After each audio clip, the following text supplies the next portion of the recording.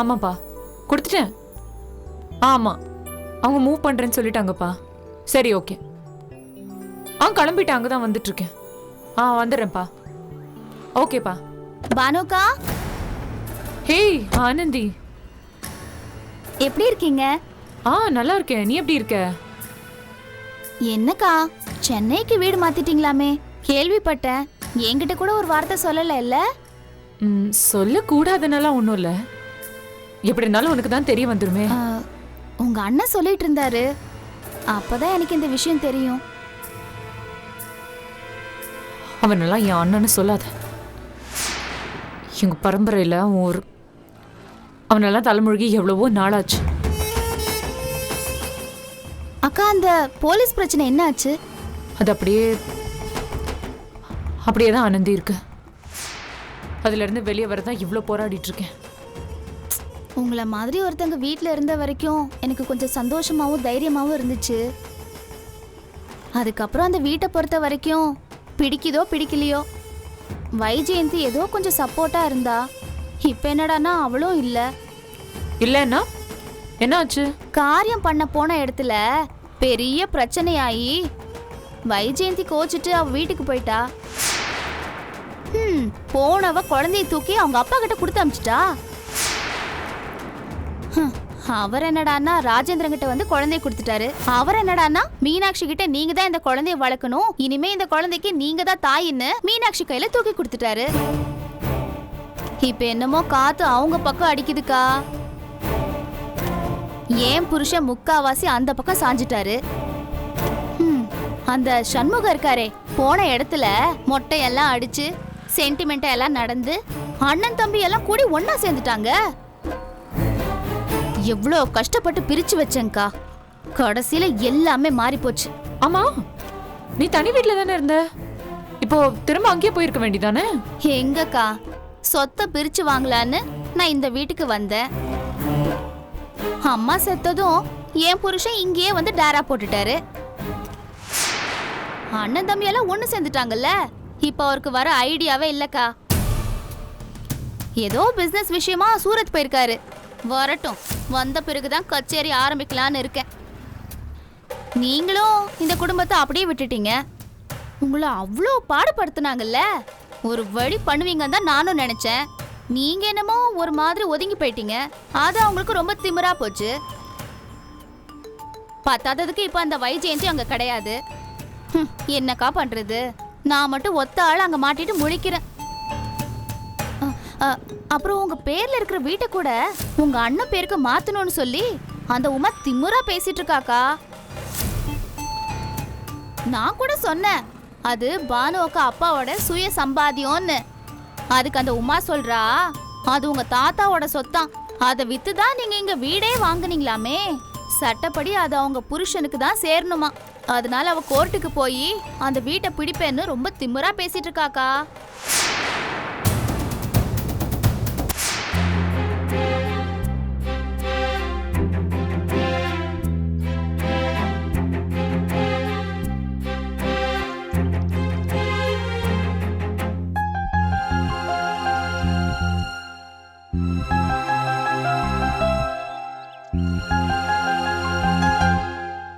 என்ன ஷர்வா, டிஸ்கஸ் பண்ணலாம் தானே வர சொன்னீங்க? இப்போ பேசாம அப்படியே செல்ல மாதிரி இருக்கீங்க.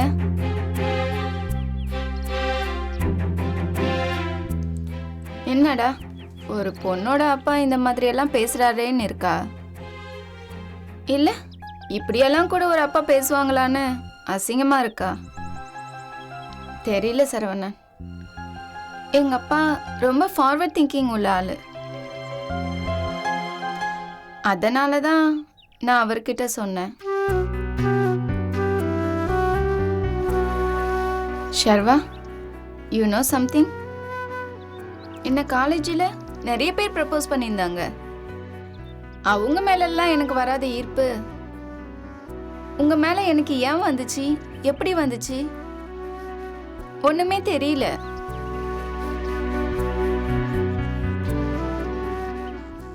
ஆனா ஒன்று மட்டும் சொல்ல முடியும், இது அப்படியே போய்டுன்னு சொல்லக்கூடிய விஷயம் கிடையாது.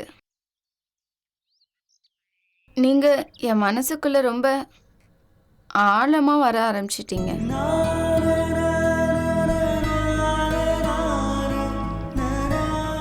உங்கள் வைஃப் உங்கள் பக்கத்தில் நிற்கும் போதெல்லாம் எனக்கு ரொம்ப பொறாமையாக இருக்கு. உங்களை எனக்கு ரொம்ப பிடிச்சிருக்கு. உங்கள் கூட லைஃப் லாங்காக ட்ராவல் பண்ணணும்னு தோணுது சரவணன்.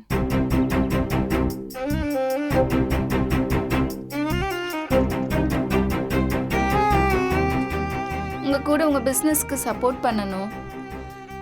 உங்கள் வில்லேஜுக்கு என்னை கூட்டிகிட்டு போகணும். எனக்கு தெரிஞ்சதை உங்களுக்கும், உங்களுக்கு தெரிஞ்சதை எனக்கும் ஷேர் பண்ணிக்கணும். நம்ம 2 பேரும் சேர்ந்து பிஸ்னஸை டெவலப் பண்ணணும். அண்ட் உங்கள் கூட உலகத்தில் இருக்கிற மூளை முடுக்கு எல்லாம் சுற்றி பார்க்கணும். டெய்லி 20 செல்ஃபியாவது எடுத்து அப்லோட் பண்ணணும். உங்களை மேட்லி லவ் பண்ணணும். உங்களுக்காக என்ன வேணாலும் பண்ணணும். இது வரைக்கும் இந்த மாதிரி யார் மேலேயும் தோணுதில்லை Saravanan. But now yes, I am in love.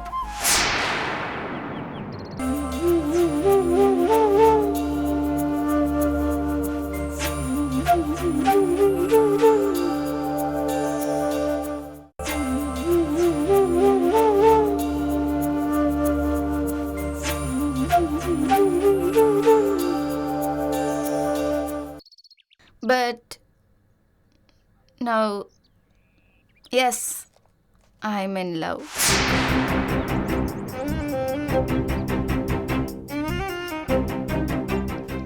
இல்லைங்க, என்னை பற்றி உங்களுக்கு எவ்வளோ தெரியும்னு தெரில. ஆனால் இப்போ என்னை பற்றி உங்கள்கிட்ட எல்லாமே சொல்லணும்னு தோணுது. எங்கள் குடும்பம் காஞ்சிபுரத்துலேயே பெரிய பாரம்பரியமான குடும்பம். நாங்கள் 4 அண்ணன் தம்பிங்க. எங்கள் 4 பேரில் நான் மட்டும்தான் ஓரளவுக்கு படித்தது. அண்ணன், அண்ணி, அம்மா எல்லாரை பொறுத்த வரைக்கும் குடும்ப தொழிலை பார்த்துக்கிட்டு காஞ்சிபுரத்தில் வீட்டோடு இருக்கணுங்கிறது தான்.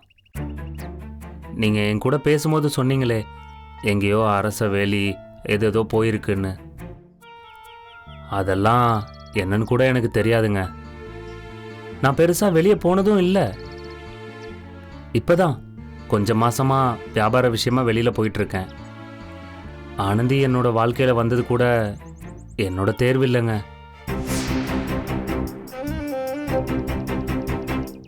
அண்ணனுக்கு பார்த்த பொண்ணு ஆனந்தி. அவர் வேற ஒரு சந்தர்ப்பத்தில் வேற ஒரு பொண்ணை கல்யாணம் பண்ணிக்க வேண்டியதாக போச்சு. அதனால் அண்ணன் கொடுத்த வாக்கை காப்பாற்றணுன்னு நான் ஆனந்தியை கல்யாணம் பண்ண வேண்டியதாக போச்சு. அப்போ நீங்களா அவங்கள விரும்பி கல்யாணம் பண்ணிக்கலையா? அதுக்கான நேரமோ அவகாசமோ சூழ்நிலையோ இல்லைங்க. அதுக்கப்புறம் எங்களோட மன வாழ்க்கை நல்லா போச்சுன்னு சொல்ல முடியாது. அவளை பொறுத்த வரைக்கும் எது செஞ்சாலும் அவள் திருப்தி அடைய மாட்டா. அவளுக்கு இன்னும் வேணும் வேணும்னு இருப்பா. அவள் வீட்டில் அவள் வறுமையில் இருந்ததாலேயோ என்னமோ காசு சொத்து பணம்னு ஆளா பறப்பா. 1 வருஷம் முடியறதுக்கு முன்னாடியே குழந்தை உண்டாகி வாழ்க்கை வேகமாக ஓடிப்போச்சு. நீங்கள் சொன்ன மாதிரி சின்ன பசங்க செட்டில் ஆகி வாழ்க்கையை ஆரம்பிக்கணும்னு நினைக்கிறதுக்கு 30 வயசு ஆகிடும். எனக்கு அதுக்கு முன்னாடியே வாழ்க்கையே முடிஞ்சு போச்சுங்க. கமான் ஷர்வா, ஏன் இந்த மாதிரியெல்லாம் பேசுகிறீங்க? இல்லைங்க, அதான் உண்மை. உங்களை பார்த்தப்போ பிடிச்சிருந்துச்சு. நீங்கள் என்னை பிடிக்குதுன்னு சொன்னப்போ எனக்கு இன்னும் கல்யாணமே ஆகாமல் இருந்திருக்கலாமோன்னு தோணுச்சு. நீங்கள் என் கூட பழகும்போது நான் விலகி விலகி போகணுன்னு என் உள் மனசு சொல்லும். ஆனால் இன்னொரு மனசு உங்களை விட்டு போகக்கூடாதுன்னு சொல்லும்.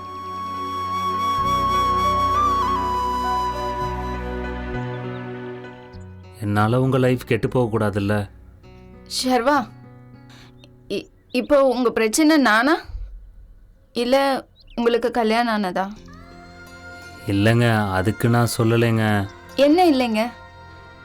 ஈவா, டோனி பர்க்கர், சாண்ட்ரா, ஜான்சி ஜேம்ஸ், இன்னும் ஏகப்பட்ட ஹாலிவுட் செல்ஃப்ஸ் எல்லாருமே ஆஃப்டர் மேரேஜ் லவ் தான். பாலிவுட்ல கூட இது ஒரு பெரிய விஷயம் இல்லை. நான் இது வரைக்கும் தமிழ் செல்ஃப்ஸை பற்றி தெரிஞ்சுக்கிட்டதில்லை. பட் இங்கேயும் இதெல்லாம் சகஜம்தான் நினைக்கிறேன்.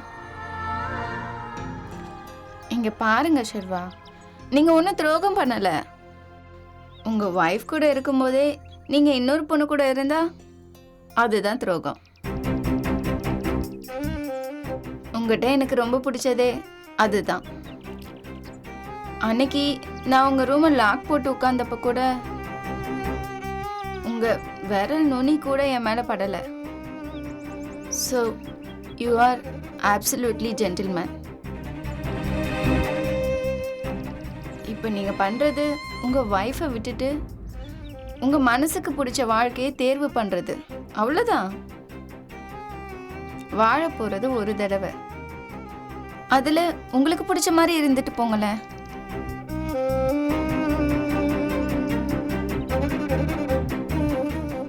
ஷர்வா, உங்களுக்கு இன்னும் என்கிட்ட ஐ லவ் யூ சொல்லணும்னு தோணலையா?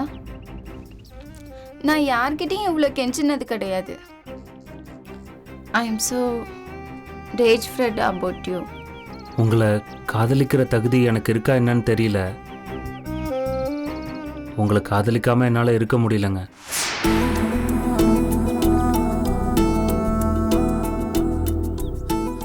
எனக்கு உங்களை ரொம்ப ரொம்ப பிடிக்கும்.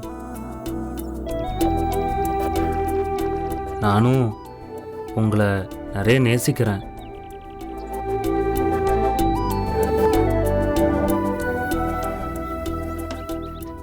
போதுமா?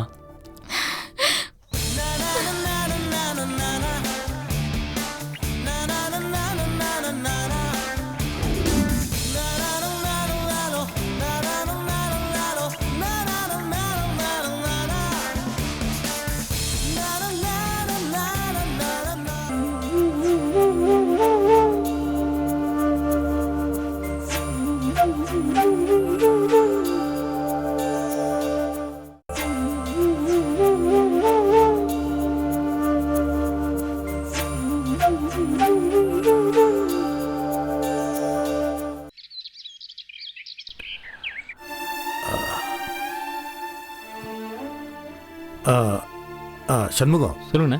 செக் புக்கு அக்கௌண்ட் புக்கெல்லாம் பேக்கில் தான் இருக்கு. ஆமாண்ணே. கொண்டு போய் வச்சுட்டு நீ குளிச்சுட்டு வந்துடு, நம்ம கணக்கு பார்த்துடலாம். சரிண்ணே. ஹே குழந்தை, சரவணா ஆனந்தி வீட்டுக்கு போயிட்டாங்க. இந்த குழந்தை, ஏய் குட்டி கார்த்திக், வேணுவா? டே டே டே டே டே கோச்சு கதரா பெரியப்பா, கோச்சு கதரா. எங்க என்ன கண்ணா, யாருமே கண்டுக்காம விட்டுருக்காங்களே, எங்க அவங்க? வாங்க வாங்க வாங்க பாப்போம், வாங்க. சுச்சு சுச்சு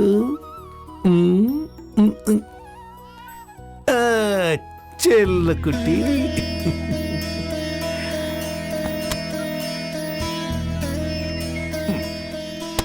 மீனாட்சி, வளர்மதி, மீனாட்சி. அட, எப்பங்க வந்தீங்க? சொல்லவே இல்ல. எதுக்குங்க குழந்தை தூக்கிட்டு வந்தீங்க? கொடுங்க. ஏய், குழந்தை அழுதுகிட்டு இருந்தா தூக்காம என்ன பண்றது? சரி, வைஜெயந்தி ராஜேந்திரன் எங்க? அண்ணே, ராஜேந்திரன் அண்ணா அவங்க ஃப்ரெண்ட பார்க்கிறதுக்காக பக்கத்துல போயிருக்காங்க. சரி சரி சரி. என்ன அம்மா காரியம் முடிஞ்சது, திரும்பவும் சுத்த ஆரம்பிச்சிட்டானா? எங்க போனா அவன்? சரி, வைஜெயந்தி எங்க? குழந்தை எங்க இருக்கு? அவ அவங்க அம்மா வீட்ல இருக்காங்க. இங்க வரலையா? அப்ப குழந்தை? அவ அப்பா தான் குழந்தை இங்க கூட்டிட்டு வந்து விட்டாரு. இனிமே வைஜெயந்தி இங்க வரமாட்டாங்க. வரமாட்டானா? ஆமாங்க, அவங்க அப்பா தான் இங்க வந்து, வைஜெயந்தி இனிமே இந்த வீட்டுக்கு வரமாட்டா, நீங்க ரொம்ப அவமானப்படுத்திட்டீங்க, அசிங்கப்படுத்திட்டீங்க, நடு ரோட்ல அவளை இறக்கி விட்டுட்டு போயிட்டீங்க, அதனால இனிமே இங்க வரவே மாட்டான்னு பயங்கரமா கத்திட்டு போயிட்டாருங்க. அது மட்டும் இல்லாம நம்ம ராஜேந்திரன் தம்பிக்கு தகுதி இல்லை அப்படி இப்படின்னு என்னென்னமோ பேசிட்டாரு. கடைசியா இந்த குடும்பத்துக்கும் அவளுக்கும் உள்ள உறவு எல்லாமே முடிஞ்சு போச்சாம்.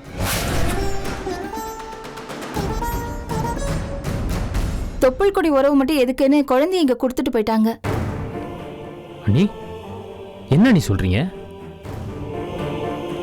அவங்க குழந்தை, அவங்க பெத்த குழந்தையேவா? மீனாட்சி, ராஜேந்திரன் என்ன சொன்னான்? அவன் உண்மையிலேயே பக்கத்துல தான் போயிருக்கானா இல்ல மறுபடியும் மனசு ஏதாவது மாதிரி சாமியாரா போயிட்டானா? எனக்கு புரியல மீனாட்சி, என்ன நடக்குது? இல்லைங்க, இந்த தடவை ராஜேந்திரன் தம்பி ரொம்ப திடமா பேசினாரு. என்கிட்ட ரொம்ப தெளிவா பேசினாரு. இனிமே வைஜெயந்தி இங்க வரமாட்டா. அதை விட முக்கியமா அவங்க அப்பா சொன்னது, யாருமே அவங்க வீட்டு பக்கம் அவர் மகளையும் அவரையும் சமாதானப்படுத்துறதுக்கு வரவே கூடாதுன்னு சொன்னாரு.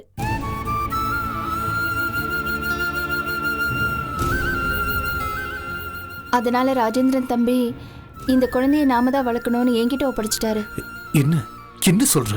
எப்படி இது சரியா இருக்கும்? இது பாருங்க, நான் எவ்வளவோ சொல்லி பார்த்துட்டேன். ஆனா இந்த குழந்தை நல்லா இருக்கணும்னு நீங்க நினைச்சீங்கன்னா நீங்க 2 பேரும் அப்பா அம்மாவா இருக்கணும்னு அவர் ரொம்ப கெஞ்சினாரு.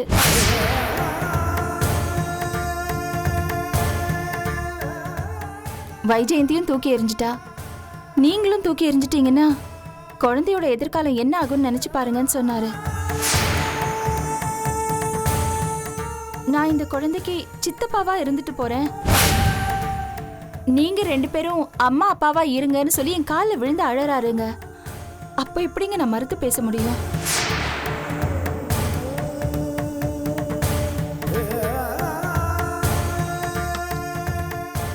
என்னென்ன யோசிக்கிறீங்க? இங்க பாருங்க, ராஜேந்திரன் பண்ணதுல என்னென்ன தப்பு இருக்கு? அண்ணியும் நீங்களும் இந்த குழந்தைய வளர்த்தீங்கன்னா கண்டிப்பா இந்த உலகத்துல அவன் ஒரு பெரிய நிலைமைக்கு வருவான். அதுல எந்த விதமான மாற்றமும் இல்லைன்னு. ஆனா நீங்க ஏன் இப்படி தயங்குறீங்கன்னு தான் புரியல. இல்ல உமா, இது தாய்க்கும் குழந்தைக்கும் உள்ள பாசம்.